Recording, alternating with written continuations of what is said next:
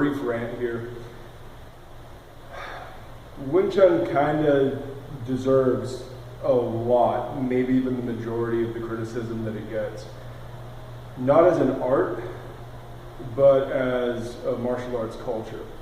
So there's kind of a problem in the Wing Chun community in the sense that after the mid to late 1960s, when the government started cracking down on Ip Man's school for some of his students being known as troublemakers and whatnot, and causing a lot of fights and public disturbances and whatnot, it seems like the entirety of the Wing Chun community just stopped fighting. Now, I can't speak for the guys in Foshan, but in Hong Kong, it really just seems like Wing Chun was done fighting at that point.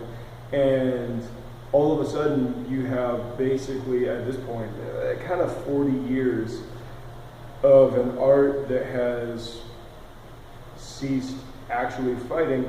So you get a bunch of people basically just doing drills, and in that sense, not even really sparring anymore. A lot of people think that Chi Sao is a stand-in for sparring or is sufficient in place of sparring, which it is absolutely not. Sigang Kwok constantly reminds us that Chi Sao is not sparring, Chi Sao is not fighting.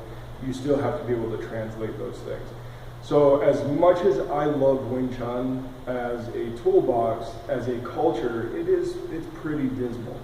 And a lot of that is, it's on the culture. And yeah, I'm trying to do something about that. And you have really, really fantastic guys like Alan Orr, who puts his guys into the cage and into kickboxing rings and whatnot, trying to revitalize it as a fighting art. Because if we're gonna say it's a fighting art, you have to fight with it. And I've long said, right, the only way to legitimize your training is to either be a fighter or train with fighters, because otherwise you just don't know. There are things that only experience can teach us, that you just can't get from doing the math. I mean, that's why in science there's theoretical physics, experimental physics, and then there's the actual applied sciences where people go out and do the engineering and do the actual testing and whatnot. But it goes through those stages. But if everything you do is stuck in theory and laboratory testing, which is basically conceiving and drilling, and you never get to that final stage of applied sciences, well, you still don't really know, because there's always variables that you just can't account for. And again, that only experience can give you. So, in many ways, this is kind of a call out to the Wing Chun community. Shape up, right? It's time to get back in the cage, in the ring, on the platform, in the bars and the prisons and the uniforms, and they put the Wing Chun where it was designed to be, in the fight, right? Train it to fight. It can be done. I'm very confident that it can be done, but you have to train it to be done. You can't just talk about it and do a few drills and call it good. It just doesn't work that way. So I'm going to cut it off there. I don't want to go too far into it.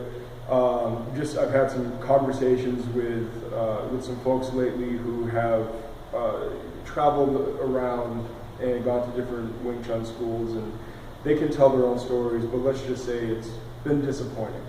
Time and time again, it's the same story over and over and over again.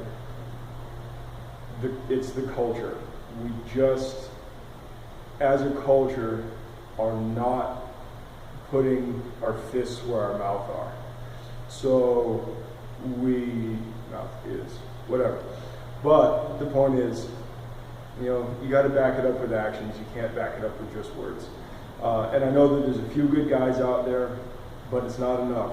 We need to start promoting Wing Chun. We need to start training Wing Chun as a fighting art again. We need to get over this idea that that the theory is good enough, that laboratory experimentation is good enough, because it's just not. So I guess that's it. I don't want to ramble anymore. Talk to you guys later. Good journey.